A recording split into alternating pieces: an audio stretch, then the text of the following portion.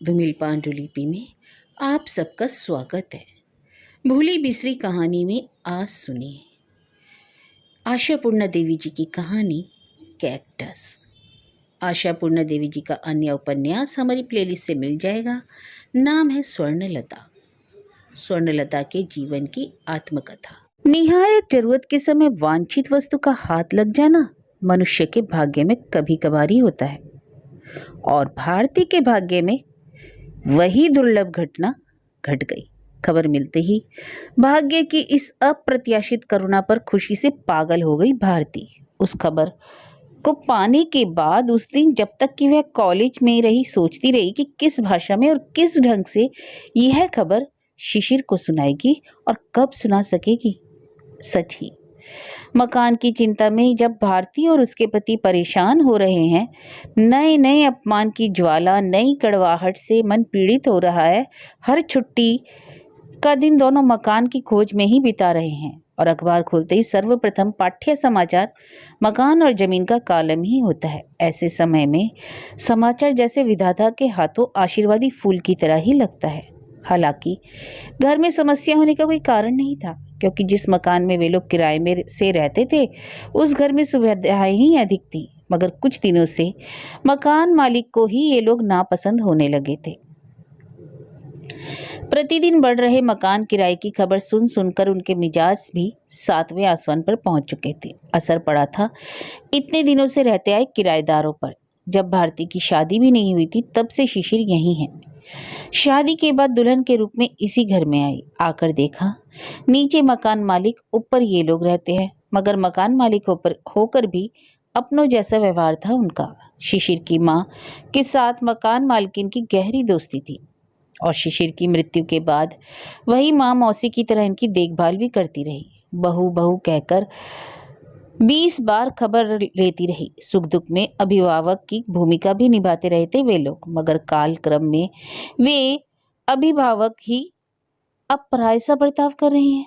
एक साथ दो दो चूल्हे जलाकर भारती के सोने के कमरे की खिड़की के पास छोड़ जाते हैं।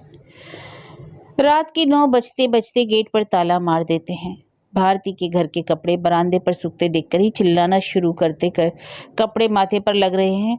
भारती के बेटे की गेंद अगर आंगन में गिर जाती है तो सीधे उठाकर सड़क पर फेंक देते हैं। और जब भी मौका मिलता भारती और शिशिर को लक्ष्य बनाकर जिसे पाते उसे ही बुलवाकर उपदेश देने लग जाते। और चाहे जो कर लो भैया, कभी भी घर को किराए पर मत देना।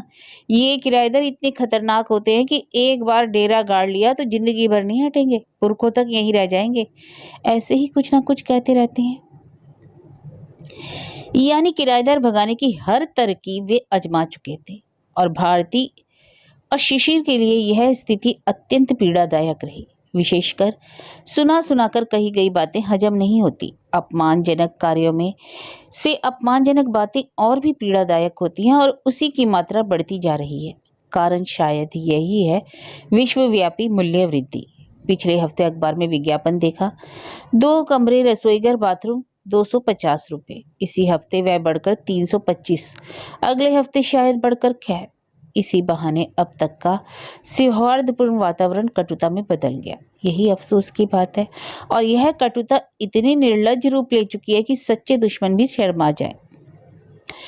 सुबह सुबह एक नई बात और हो गई। ऊपर पता नहीं किस कारण से कटु कुछ ज्यादा ही उधम मचा रहा था। अचानक नीचे से मकान मालकिन व्यंग्यपूर्ण शब्दों में बोली, बहू, ओ बहू, बच्चे को थोड़ा संभाल कर रखो बेटा, गरीब की टूटी फूटी झोपड़ी ढह जाएगी। इस जन्म में खाली भी तो नहीं होगी कि थोड़ी मरम्मत ही करा लूं। भारती के कॉलेज जाने का समय हो रहा था, इसलिए बात बढ़ाई नहीं उसने। और जहां तक संभव होता वह अपनी तरफ से बढ़ाती भी नहीं। केवल अपने 8 वर्ष के बेटे से मिन्नत कराई कि उधम नहीं मचाए। मगर आज पता नहीं किस बात की छुट्टी है स्कूल में और इधर माँ बाप की छुट्टी नहीं। ऐसा सुनहरा अवसर कभी कभी उसके हाथ लगता है। अतः बंटू माँ की मिन्नतों को नजरअंदाज कर और बाई की परवाह ना कर मनमानी ही करता रहा। क्या पता लौटकर कैसी परिस्थिति का सामना हो भारती का।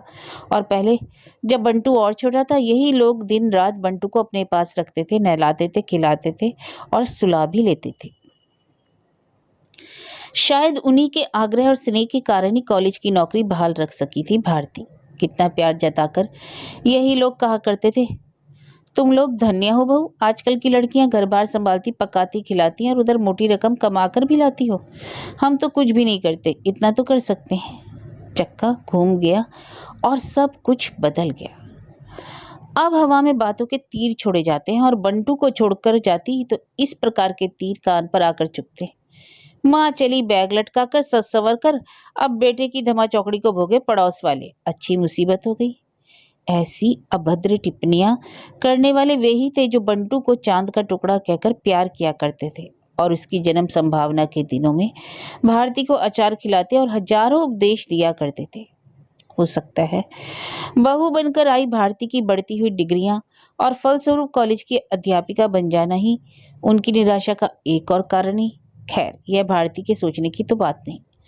भारती के सोचने की बात यह है कि उसकी घर की समस्या का समाधान एक सुयोग आ गया। कॉलेज के अधिकारी उसे कॉलेज हॉस्टल के सुपरिंटेंडेंट का काम सौंपना चाहते थे और जिसके फलस्वरूप उसे एक अच्छा खासा क्वार्टर मिल जाएगा। कॉलेज पुराना है मगर हॉस्टल की बिल्डिंग बिल्कुल नई, आधुनिक सुख सुविधा के उपकरणों से सज्जित, एक तरह से अत्यंत ही आकर्षक। इसमें संदेह नहीं, जब से यह प्रस्ताव मिला वह अत्यंत प्रसन्न है। हालांकि कहा तो उसने यही कि सोचकर कल जवाब दूंगी, मगर मनी मन जानती थी सोचने का कुछ है ही नहीं। वह जिम्मेदारी भारती अच्छी तरह निभा सकेगी, इतना आत्मविश्वास था उसमें। ऐसे कामों में सबसे जरूरी ही अच्छा बर्ताव। वह हारेगी नहीं। उसके बाद रही परिकल्पना, वह सब हो जाएगा। घर लौटकर और जवाब देने से पहले ही वह अपनी कार्य प्रणाली ठीक करने लगी। लौट कर देखा तो बंटू खेलने निकल गया था। बाई चूल्हा जलाकर दूध गर्म कर रही है, कोयले का चूल्हा। देखते ही भारती को याद आ गया कि वहां गैस स्टोव होगा। कितना साफ सुथरा, कितना सुंदर, सरल। अब तक पुरानी बची कुची चीजों से ही गृहस्थी चलाती रही, कभी अपनी रुचि के अनुसार आधुनिक ढंग से नहीं चला सकी। अब शायद नसीब का दरवाजा खुल जाएगा। बाई से बोल दी, शारदा बंटू को दूध पिलाए बिना ही छोड़ दिया क्या? शारदा भारती की मान मर्यादा की परवाह ना करते हुए बोल उठी, अच्छा कहा आपने। इतना सीधा लड़का है आपका कि छोड़ने से जाएगा और नहीं छोड़ने से घर में बैठा रहेगा। फिर भी दूध पीने तक उसे रोक कर रखना चाहिए था। उसकी छुट्टी होने से ही मुसीबत हो जाती है। दिन भर खूब शैतानी की उसने। शैतानी? आवाज को चढ़ाकर शारदा बोली, शैतानी या मकान मालकिन तो ऊपर आकर कितना कुछ सुना गई। यह शिकायत कोई नई नहीं थी। भारती सुनकर दुखी होती, लज्जित होती और बेटे को डांट लगाती। आज लगा अजीब बात है, छोटे बच्चे शरारत नहीं करेंगे इसके लिए वे आकर बुरा भला सुना जाएंगे। इतनी हिम्मत कैसे होती है? इसलिए ना कि हम अपनी मान मर्यादा की रक्षा नहीं कर पाते, ताव दिखाकर सामने से चले नहीं जाते, यही ना? ठीक है, अब कोई दुविधा नहीं, कल ही जवाब दे दूंगी। शिशिर के इंतजार में बेचैन हो उठी भारती और एक बार मनी मन सोचा उसने किस प्रकार ये खबर सुनाएगी। थोड़ा मुस्कुराकर, थोड़ा संकुचित होकर, हाँ, और थोड़ा हंसकर, थोड़ा चिंतित सा मुंह बनाकर भारती बोल उठी, कॉलेज में तो एक कांड ही हो गया। शिशिर हंसकर बोला, तुम्हारे कॉलेज में तो रोज कांड होता है, हुआ क्या? नहीं मतलब और कुछ नहीं, मेरे पास एक प्रस्ताव आया है। अरे, तुम तो एक रहस्य की तरह धीरे धीरे बात को खोल रही हो। प्रस्ताव है क्या? विदेश भेजना चाहते हैं तुम्हें? तुम तो हमेशा ही मेरा मजाक उड़ाते हो। सुनो महाशय, बताती हूँ, वे लोग मुझे कॉलेज हॉस्टल की परिचालिका बनाना चाहते हैं। शिशिर हैरान होकर बोला, अच्छा, तुम्हें ही अचानक योग्य कैसे समझ लिया? योग्यता देखी होगी तभी तो। गर्दन हिलाकर एक तरुणी की तरह हंसते हुए बोली, गुण है अंदर, केवल तुम्हें ही तो दिखाई नहीं पड़ता। वही देख रहा हूं। अच्छा, तो तुमने फट से हाँ तो नहीं कह दिया? किया तो नहीं था, पर शिशिर के कहने के अंदाज से अचानक थोड़ी नाराज हो गई। जितना खुश होना चाहिए था हुआ तो नहीं। असली बात अभी सुनी भी तो नहीं, मतलब जानी हुई बात है, पर ध्यान नहीं आया होगा जरूर। फिर भी अपनी नाराजगी को छिपा नहीं सकी, बोली, क्यों? हाँ करने में क्या दोष है? शिशिर समझ गया कि भारती नाराज हो गई, मगर पता नहीं क्यों आज शिशिर ने इसकी परवाह नहीं की, अपने आप को रोका भी नहीं, बल्कि उसे मजा और आने लगा। वह गंभीर स्वर में बोला, नहीं दोष नहीं, पर काम इतना सरल भी तो नहीं, मगर कठिन कार्य में ही तो खुशी मिलती है। वह अलग बात है, वह तो गणित के कठिन प्रश्नों को सुलझाने की बात है, यह कुछ और, काफी गोलमाल वाली बात है। भारती हंस पड़ी, खुद गोलमाल करने वाले के साथ ही गोलमाल होता है। खुद ईमानदार रहने से माल को गोल नहीं करने से मुश्किल कहाँ? ऐसा मत सोचो। याद रखना, ये लड़कियां इस युग की छात्राएं हैं, असंतोष जिनके इष्ट देव हैं और विरोध जिनका दीक्षा मंत्र। दृढ़ स्वर में भारती बोली, यह भी इस युग का एक फैशन है, इन छात्रों की निंदा करना। ये जो देखते हैं वही सीखते हैं। हम खुद ही कौन सा धैर्य, स्थिरता, संतोष और सभ्यता का आदर्श प्रस्तुत करते हैं इनके आगे। अगर हम स्वयं शिक्षित दीक्षित निर्विकार चित्त होकर दिखा सकते तभी पता चलता दोष कहाँ है। खैर हमारी लड़कियां वैसी नहीं है, वे मुझे बेहद चाहती हैं। विशेष जगहों पर परिवर्तन भी आता है, हंसकर शिशिर बोला। मौसी जी भी तो तुम्हें कितना प्यार देती थी, दिन रात बहू बहू। भारती हंस पड़ी। हाँ, वह एक उदाहरण प्रकाष्ठा है, मानती हूँ, फिर भी यह प्रस्ताव मैं हाथ से जाने ना दूंगी। इतना बड़ा आकर्षण छोड़ा नहीं जा सकता। कम से कम मौसी जी के हाथ से छुटकारा मिलेगा, बस इसी खुशी में। यह काम लेने का अर्थ है एक सुंदर सुदृश्य सुरम्य वास भवन। हाँ, ऐसे ही बातों में उलझा रखा था भारती ने। इतनी देर बाद बोलने का अवसर मिला। सोचा अब रोशनी चमक उठेगी शिशिर के चेहरे पर, मगर कहाँ? वह आशा किसी अदृश्य दीवार से टकराकर लौट आई। शिशिर ने व्यंग से कहा, तो फिर वह वास भवन ले रही हो क्या? अरे यह क्या कर रहा है, क्या कह रहा है? भारती मनी मन हंसकर संभावना के पंख पसारे एक असीम सुगध आकाश में सैर करने लगी। नहीं लो, जब से सुना है मैं तो खुशी से पागल हो रही हूँ। सोच रही थी कि कब तुम्हें यह खबर सुना सकूं और तुम चिंता में डूब गए। इतना सोचने का क्या है? मैं अगर काम में खोट रखकर जीतने की कोशिश ना कर दिल लगाकर मेहनत करूं तो लड़कियां असंतुष्ट क्यों होगी? यह सब सोचकर डरो मत। अगर हमारा यह वह क्वार्टर तुम देखते, बिल्कुल एक तस्वीर है। देखना कैसे सजा लेती हूँ, और मकान छोड़ देने से तुम्हारी मौसी जी भी शायद। हंस पड़ी भारती। बोल उठेंगी, तुम लोग जा रहे हो, हम रहेंगे कैसे? कहकर रो पड़ेंगी। दुनिया में असंभव कुछ भी नहीं है। भारती की बात शायद सच्ची थी, दुनिया में असंभव कुछ भी नहीं। तभी तो भारती के साथ सुर मिलाकर शिशिर हंसा नहीं बल्कि फट से बोल उठा, मकान छोड़ देने का सवाल उठता कहाँ है? क्वार्टर तो मिल रहा है तुम्हें। यह क्या बात है, मुझे मिल रहा है का मतलब? सिर्फ मुझे रहने देंगे क्या? मेरे पति और पुत्र को नहीं रहने देंगे? पुत्र की बात नहीं कह सकता, शिशिर बोला। प्रश्न पति को लेकर है। रहने देने से ही रहा जा सकेगा, ऐसा नहीं हो सकता। भारती बोली, घुमा फिराकर नहीं, जरा सीधी तरह से बोलो। सीधा ही तो है सब कुछ। तुम्हारे उस प्रमिला राज्य में जाकर बसने की मेरी इच्छा नहीं है, यह बात है। निश्चिंत होकर भारती ने सांस छोड़ी। प्रमिला राज्य से कोई संपर्क नहीं रहेगा महाशय, बिल्कुल स्वयं संपूर्ण व्यवस्था है। प्रवेश द्वार भी अहाते के भीतर नहीं बाहर है, और शायद भूले नहीं कि हॉस्टल ही लड़कियों का है। कॉलेज में सहशिक्षा दी जाती है। लड़कों के हॉस्टल के परिचालक के क्वार्टर में उनकी पत्नी बिना किसी भय के रहती है। हंस पड़ा शिशिर। यह कोई कहने की बात नहीं। स्त्रियां अपने पति के साथ जंगल, पाताल, पर्वत, शिखर सभी जगह पर रह सकती हैं। भारती अचानक स्तब्ध हो गई। जिस निश्चिंत, प्रफुल्लित, सरल मन से वह अपनी भावी गृहस्थी की सुगध छवि भारती बना रही थी, उस छवि पर जैसे किसी ने पंख की छाया लगा दी। धीरे से भारती बोली, रह सकती नहीं, रहना ही पड़ता है, यही बात है। आपत्ति का कारण समझना कठिन नहीं था। पत्नी की योग्यता से मिले उस मकान में जाने की इच्छा नहीं है महाशय को। वही चिरंतर पुरुष का अर्थहीन अहंकार। किसी भी तरह अपने आप को पत्नी से श्रेष्ठ सोचे बिना नहीं रह सकते। श्रेष्ठ हर तरह से, मान मर्यादा, आर्थिक अवस्था।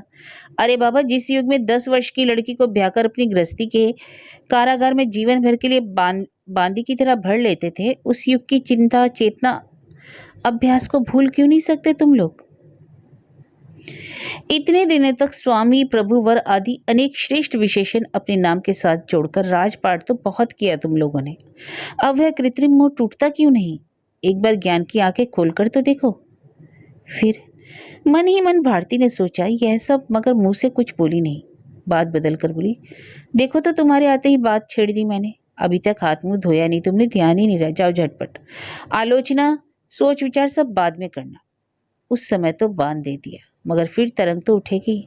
फिर वही प्रसंग छिड़ा, तरंग के आघात से ही। कुछ घंटे बाद बंटू खाकर सोया ही था। ये लोग खाने की तैयारी कर रहे थे कि नीचे की मौसी जी तरंग बनकर आघात कर बैठी। इन्हें आजकल भारती ने मकान वाली मौसी कहना शुरू किया उनकी आड़ में। मौसी जी का नाम चारुलता है, पर उनके नाम को लेकर कभी किसी ने सोचा ही नहीं। आजकल शिशिर कहता है, एक तरह से सार्थक नाम है उनका। नष्ट नीड़ की नायिका। हमारे ऐसे सुगध नीड़ का क्या हाल कर दिया। और ऐसे समय आकर उन्होंने एक संभावित पल को नष्ट ही कर दिया। खाना खाते खाते भारती सोच रही थी, प्यार दुलार दिखाकर को उसकी झूठी मर्यादा के मीनार से उतारना पड़ेगा, नहीं तो क्या पता अचानक कह देगा नहीं वह काम तुम्हें नहीं लेना। यही सब सोच रही थी। उसकी बातों से तो पता चल ही रहा था। भारती भी हर तरह से समझा बुझाकर उसके मन की दुविधा को दूर कर देगी, मगर उसके पहले ही कली को तोड़कर फूल को निकाल लिया मौसी जी ने। एक समय इस घर में उनका बेझिझक आना जाना था, इसलिए संकोच नहीं किया उन्होंने। सीढ़ी से उठते ही बोल उठी, बेटा शिशिर, खोलकर ही बोलना पड़ रहा है, बुरा मत मानना, यह मकान अब छोड़ देना होगा। हर तरह से परेशान हो रही हूँ तुम लोगों को रखकर। ऊपर से हमारे नाती साहब किसी दिन गरीब के टूटे फूटे घर की छत गिरा दे, इसी डर से मरी जाती हूँ। मेरे इस कहने को ही नोटिस मानकर मकान खोजो। बराबर मौसी पुकारता आया, इज्जत करता आया। अचानक मुंह पर बेइज्जती नहीं सह सका, इसलिए शिशिर मुलायम स्वर में ही बोलने ही जा रहा था, वो खोज तो बहुत दिनों से ही रहा हूं मौसी। मगर उसकी बात खत्म होने से पहले ही भारती बोल उठी, आजकल के जमाने में जो नियमित रूप से किराया दे उसे नोटिस तो नहीं दिया जा सकता ना मौसी जी। मौसी जी जरा चौंक उठी, क्योंकि इसकी आशा उन्हें नहीं थी। अब तक जितने तीर थे सब उन्होंने ही छोड़े थे। लगता था पत्थर की दीवार से लगकर गिर पड़ते हैं। निशाना ठीक बैठा कि नहीं पता ही नहीं चला। वह जिस बात को असुविधाजनक बताती वे लोग उस मामले में और सावधानी बरतते, कभी जवाब देते सुना नहीं, और आज एकदम कानून की बात कर बैठी। चेहरे को विकृत करते हुए बोली, हम लोग उस जमाने के हैं, इस जमाने में क्या चलता है पता नहीं। सीधी बात यह है कि तुम लोग एक मकान का इंतजाम कर लो, बस अनिल का ब्याह करना है, कमरे की आवश्यकता है। इतना कहने के बाद मौसी नीचे उतर गई। भारती ने स्थिर दृष्टि से शिशिर की ओर देखा, बोली, सुन लिया? सुन लिया, शिशिर बोला। सुनता ही तो रहता हूं हर समय, पर तुमने भी उनके मुंह पर कानून की बात करके अच्छा नहीं किया। भारती अपने पति की ऐसी उल्टी बात सुनकर रह गई, हैरान। सच कहा जाए तो मौसी जी के बर्ताव में परिवर्तन आने के बाद से उनसे और उनके परिवार से जो शिष्टता निभाए जा रहे हैं वे लोग, उसका 12 आना श्रेय भारती को ही जाना चाहिए। अक्सर ही क्रोधित होकर शिशिर कुछ कहने को मचलता तो भारती ही उसे ठंडा करती, कहती, और जो चाहे कर लो, प्लीज झगड़ा मत करो। याद रखना बाद में फिर मुंह दिखाना पड़ेगा। एक बार आमने सामने झगड़ा हो जाने के बाद पर्दा हट जाता है, फिर तो निर्लज्जता की चरम सीमा तक पहुंचने में भी संकोच नहीं रह जाता। इससे तो अच्छा है शिष्टता की रक्षा करके यहाँ से निकल जाना। शिशिर कहता, मगर ये तो उसी कारण बढ़ती ही जा रही है, विरोध करना भी तो जरूरी है। अजीब बात है, आज एक पल के लिए जैसे ही भारती अपनी नीति से हट गई, वैसे ही शिशिर ने अपनी नीति बदल ली। थोड़ी देर चुपचाप पति की ओर देखकर बोली, अच्छा नहीं किया? क्यों? मुझे तो ऐसा ही लगा, मगर तुम ही तो कहते हो विरोध करना भी तो आवश्यक है। कहता हूँ, तुम ही तो उस पर रोक लगाती हो। आसानी से नहीं लगाती। आज वह आकर दोपहर में बंटू को खूब डांट गई, कान मरोड़ कर गई। जानते हो यह बात? डांट गई, कान मरोड़ गई, और क्या कह रही? बंटी से सुन लेना कल। उस छोटे से बच्चे को से क्या कहा पता है? तुम लोग हमारे इस टूटे घर में पड़े ही क्यों हो? माँ बाप दोनों कमाते हैं, जाओ ना महल बनाकर उस पर उछल कूद करना। शिशिर गंभीर होकर बोला, इसों का मतलब दोनों की कमाई ही उनकी आंखों की किरकिरी बन गई। भारती ने एक बार फिर उस रहस्य के भरे चेहरे की ओर तीखी दृष्टि डाली। क्या कहना चाहता है? दोनों का कमाना बुरा है, पड़ोसियों को खटकेगी। इसमें पड़ोसियों को दोष तो नहीं दिया जा सकता। चेहरे पर गंभीरता लाकर बोली, जब यह भूल हो ही गई, अब चारा क्या है? तुम्हारी मौसी की आंखों से किरकिरी निकालना बस में तो नहीं है। अब आशा करती हूँ कि प्रमिला राज्य का बहाना बनाकर इस पीड़न से छुटकारा पाने का रास्ता बंद नहीं कर दोगे, बल्कि अपनी मौसी जी को बोलकर आओ कि अगले महीने से हम मकान छोड़ रहे हैं। शिशिर गंभीर हो गया, बोला, मैं पागल तो नहीं हो गया? भारती अचानक बेहद उत्तेजित हो गई, बोली, इसका अर्थ क्या है? क्या तुम सचमुच मेरे क्वार्टर में नहीं जाओगे? शिशिर कठोर व्यंग के स्वर में बोला, एकदम नहीं जाऊंगा। ऐसी प्रतिज्ञा तो नहीं कर सकता। मान लो अपंग होकर तुम्हारे घर जा पहुंचा। ओह, तुमने आज मुझे नाराज करने की ठान ली है, मगर मैं नाराज नहीं होंगी। तुम्हें यह पागलपन करने भी नहीं दूंगी। यह काम मैं जरूर लूंगी और सबको जाना ही पड़ेगा, समझे? क्यों तुम्हारे घर में मैं रह सकती हूँ, कोई अपमान नहीं महसूस करती, तो फिर मेरे घर में तुम क्यों नहीं रह सकते? हर बात का जवाब नहीं दिया जाता। जवाब है नहीं, इसलिए नहीं दिया जाता। तुम समझाओ मुझे, आपत्ति कहाँ पर है? अचानक थोड़ा मुस्कुराकर शिशिर ने अपना सीना दिखाकर बोला, यहाँ पर। वह मैं समझ रही हूँ, मगर तुम्हें वह पुराना कुसंस्कार त्यागना पड़ेगा, मेरी बात माननी पड़ेगी, हल्के स्वर में भारती बोली। सुशील बालक की तरह मौसी जी की नाक के सामने से मकान छोड़कर जाना पड़ेगा। सच कहती हूँ तुमसे, जितनी खुशी इस काम के लिए हुई उससे कहीं अधिक मौसी जी की बात सोचकर हो रही है। शिशिर फिर गंभीर होकर बोला, वह बेकार बात है, मकान की खोज तो हो ही रही है। अरे वह तो कब से हो रही है। भारती क्रोधित हो गई। शायद अनंत काल तक होती रहेगी, उससे लाभ क्या होगा। बातों ही बातों में तकरार बढ़ती जाती दोनों तरफ की जिद भी। शिशिर का अड़ियलपन भारती को भी कठोर बना देता। आखिरकार क्रोध में आकर भारती बोली उठी, ठीक है, तुम रहना अपनी पूज्य मौसी जी के घर, हो सके तो दावत खाना अनिल की शादी में और कमर कसकर काम करना। मैंने अपना भविष्य ठीक कर लिया। हालांकि कहकर वह ही चौंक उठी। समझती वह कि ज्यादा ही कठोर हो गई, पर क्या करे, इंसान ही तो है हाड़ मांस की। शिशिर ने अगर कसम खा ली है कि जीवन की खुशी, शांति और निश्चिंतता की ओर कभी नहीं देखेगा, तो कब तक सहे वह।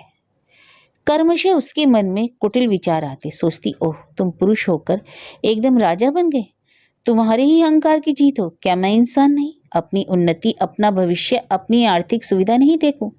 योग्यता होते हुए भी तुम्हारे तुच्छ अहंकार की तृप्ति के लिए छोड़ दूं वह सुअवसर? वही पुराना स्त्री सुलभ आचरण निभाती रही।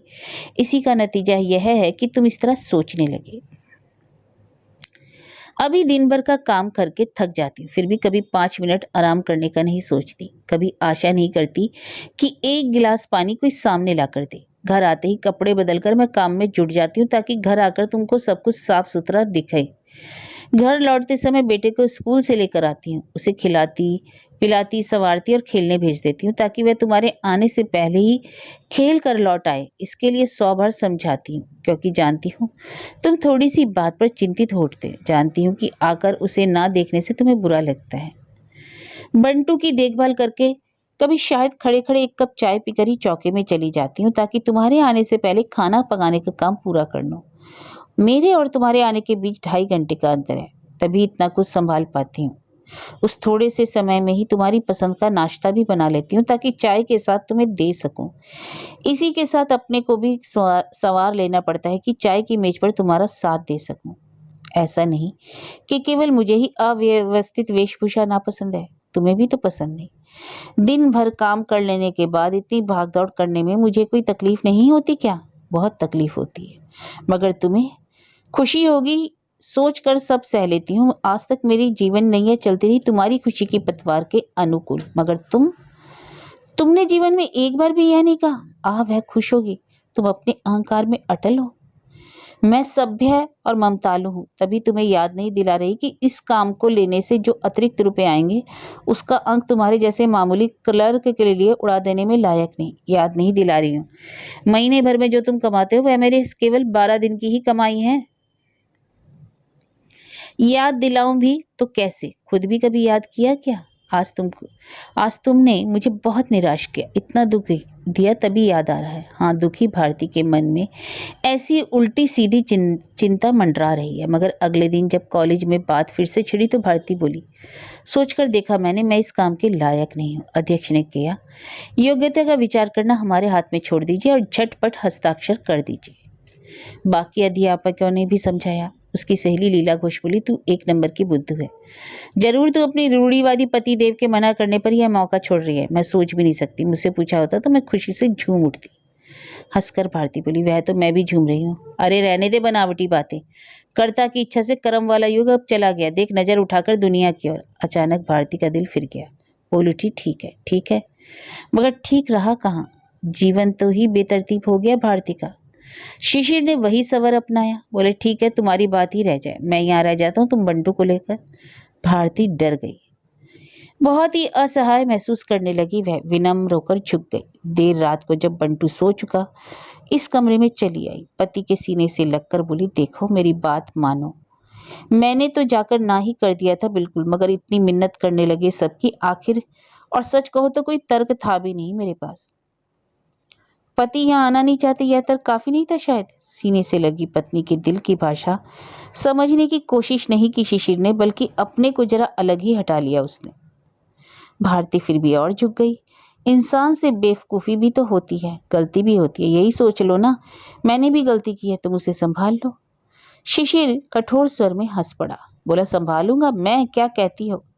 150 लड़कियों को संभालने के प्रतिज्ञा पत्र पर हस्ताक्षर करके आई हो। अब यह कैसी वाणी? नहीं होगा, किसी तरह नहीं समझेगा, किसी भी हालत में जीवन को सरल नहीं होने देगा। मनोरम छवि जैसी सुंदर गृहस्थी को सजाने का आनंद भारती को नहीं होगा। इस निष्ठुर को क्या पता, लड़कियां शिक्षा, कर्म या पद मर्यादा से जितना भी ऊपर उठ जाएं, उनके हृदय में अनंत काल में एक ही कामना रहती है, अपनी पसंद का एक घर, उसे सजा संवार कर गृहस्थी बसाना। क्या समझता नहीं वह?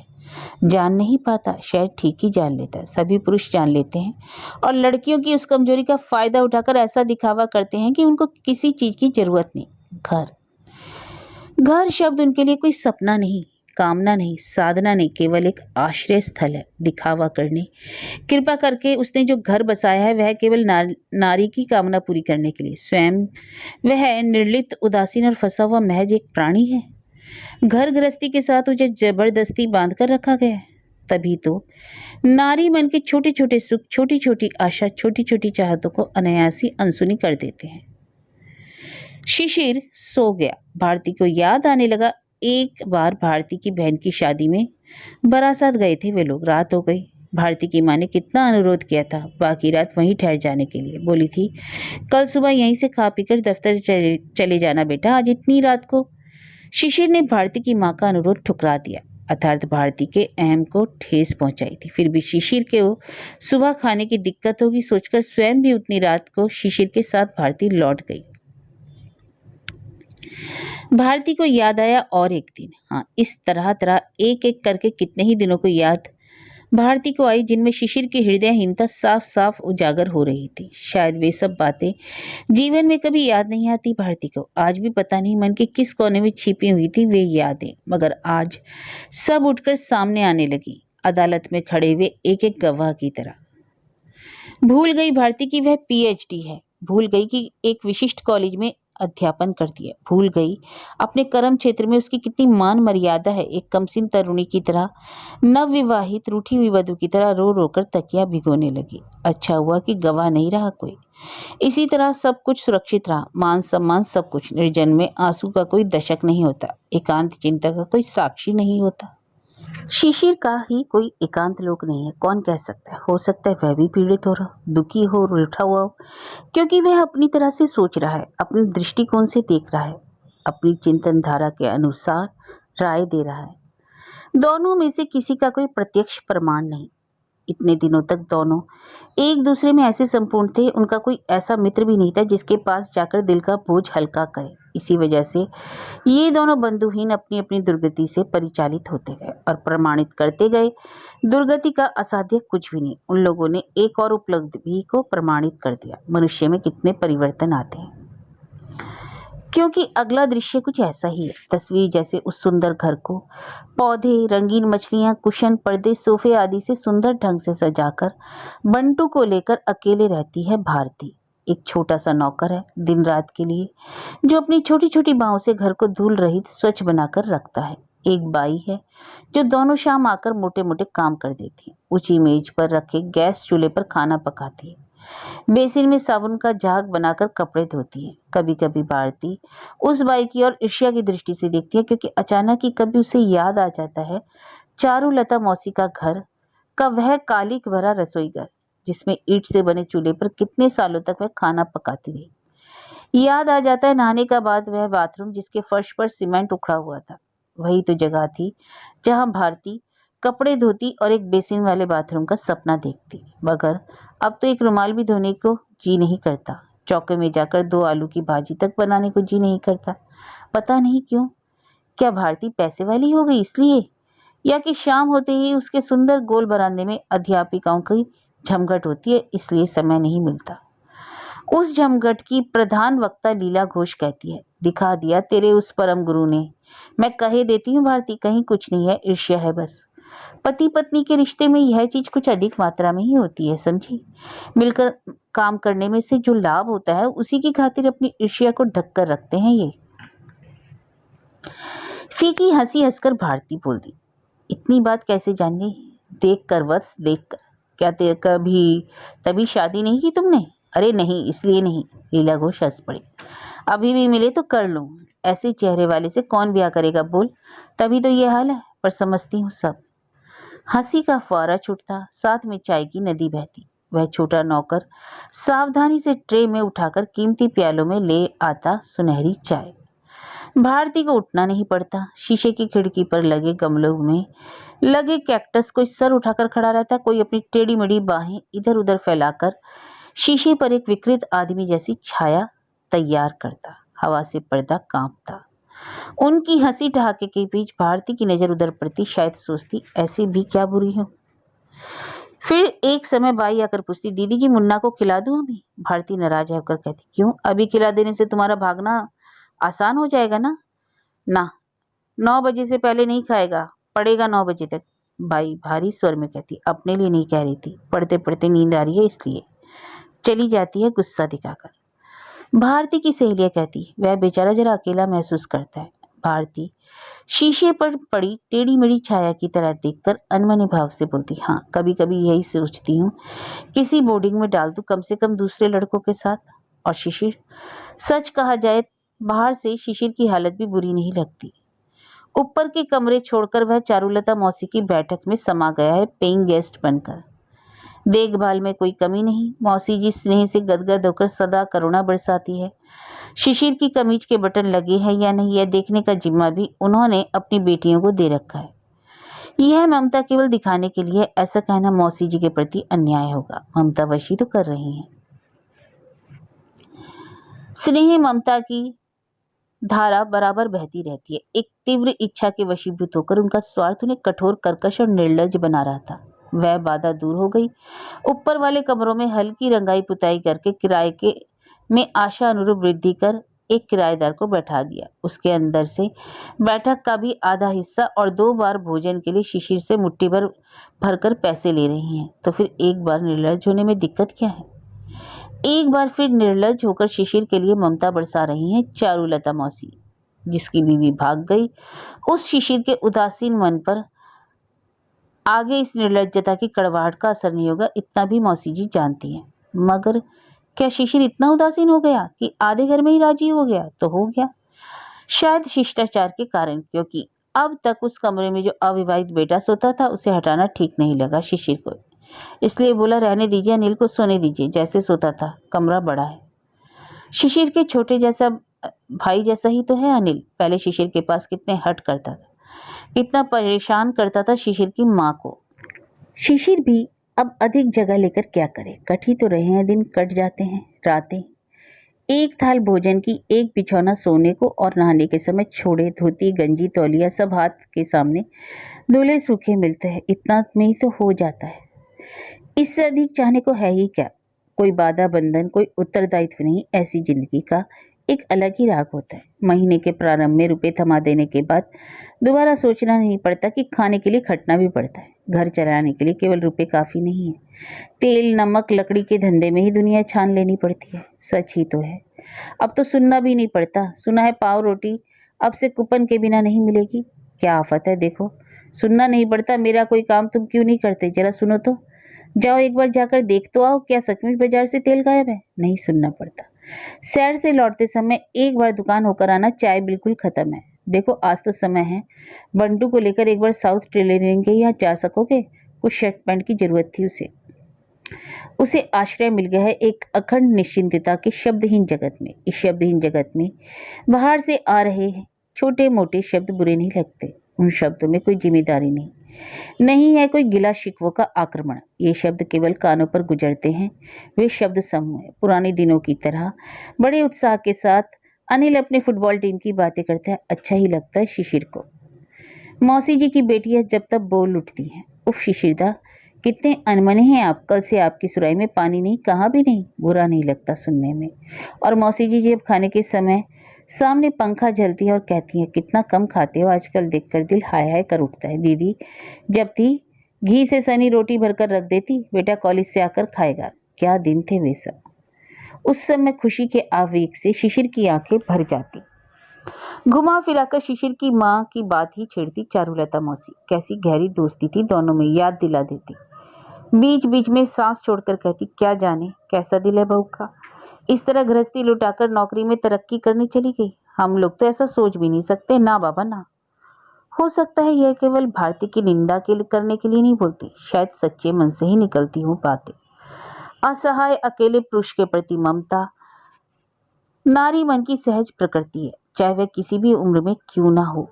शिशिर की टूटी हुई गृहस्थी उनकी ममता को और भी छेड़ती। इसी कारण बहू की निंदा और जमकर करती। भारती की दुर्बुद्धि से मौसी को कितनी ही सुविधा क्यों ना मिली हो, उस पर क्रोध बिना नहीं रह पाती वो। मगर उनकी मुलाकात क्या बिल्कुल ही नहीं होती? पति पत्नी की, बाप बेटे की? नहीं, ऐसा तो हो नहीं सकता क्या? कानूनन कोई लिखा पढ़ी नहीं हुई, केवल अपनी अपनी सहूलियत के हिसाब से रहते हैं, बस भेंट होती है। हर रविवार को मुलाकात होती है। शिशिर नहीं जाता, भारती ही आती है बेटे को लेकर। मौसी जी के घर में आकर बैठना पड़ता है, चाय भी पीनी पड़ती है, कभी कभी प्लेट में लेकर बंटू भी नाश्ता करता है। कभी अगर देखता है उसके पिता नहाने गए हैं या बाहर निकले हैं तो चुपके से माँ से पूछता है, माँ जरा छत पर जाऊं? छत पर ही उसका अड्डा था। अभी भी टूटी हुई चटाई पानी के टैंक के पास वैसी ही पड़ी थी। भारती को बेटे का यह कंगलापन अच्छा नहीं लगता। आंख से इशारा भी करती है मगर लाभ नहीं। मौसी जी स्नेह भरे स्वर में बोलती है, आह जाने दो, बचपन के खेलने की जगह है। नए किराएदार भले इंसान है, कुछ नहीं कहेंगे। जा चला जा। शिशिर नहा लेता, फिर सज धज लेने के बाद तीनों साथ निकलते। रविवार को अब वे बाहर ही खाते, घर पर नहीं। जैसे यह एक अलिखित नियम ही बन गया कि खाने का खर्चा शिशिर ही देगा। भारती कभी अपने बटुए को नहीं छूती। बाहर घूमते वे लोग इधर उधर खाना खाते, सिनेमा देखते, सर्कस आता तो वह भी देखते। देखने में तो ऐसा लगता कि बंटू का मनोरंजन ही मुख्य उद्देश्य है, जैसे उसी को खुश करने के लिए दोनों निकले हैं। लौटते समय अक्सर खरीदारी करते हुए लोग बंटू के नाम पर खाने की चीज, खिलौने, लाल मछली, कैक्टस। इसका मतलब यह तो नहीं कि ये दोनों बात नहीं करते आपस में, हंसते नहीं, सब कुछ करते हैं। सामयिक घटनाओं पर छिड़ी हुई बातें भीतर असर नहीं करती, बाहर से ही निकल जाती हैं। और शाम होते ही धीरे से दोनों कहते, अच्छा। शिशिर बंटू के सर पर हल्के से थाप देकर कहता, बंटू बाबू, जिस तरह लायक होते जा रहे हो अब वही हमें घुमाने ले जाएंगे, क्यों बंटू बाबू? बंटू मुंह फेरकर खड़ा रहता, मुंह नीचे किया रहता। बंटू किसी तरह भी अपनी आंखें माँ बाप को देखने नहीं देता। वह बड़ा हो रहा है क्या यह पता नहीं चलता। कभी कभी जब बंटू इधर उधर होता, भारती भी अपनी आंखें नीचे कर लेती। मेरे घर क्या कभी नहीं आओगे तुम? नहीं आऊंगा, ऐसा कब का? कहा नहीं, यह तो सच है।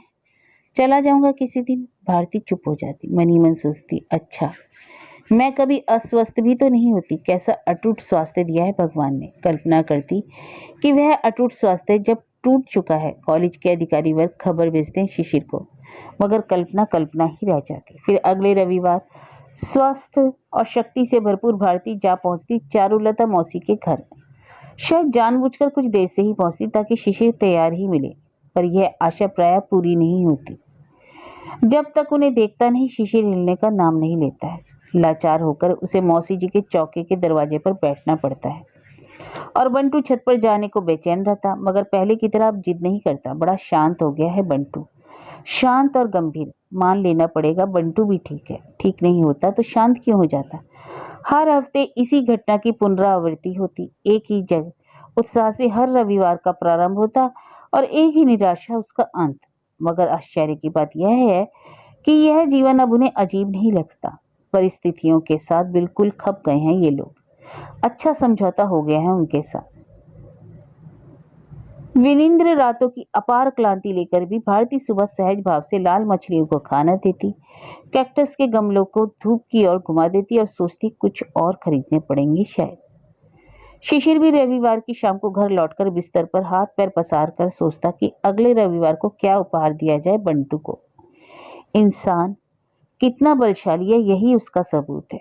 अपने को हर हालात में एडजस्ट कर लेता है। यही करते करते उसके जीवन का परिक्रमण चलता है, और फिर भी क्यों अपने आप को लेकर चिंता का अंत नहीं। यही तो आश्चर्य की बात है और यही सोचने की भी बात है।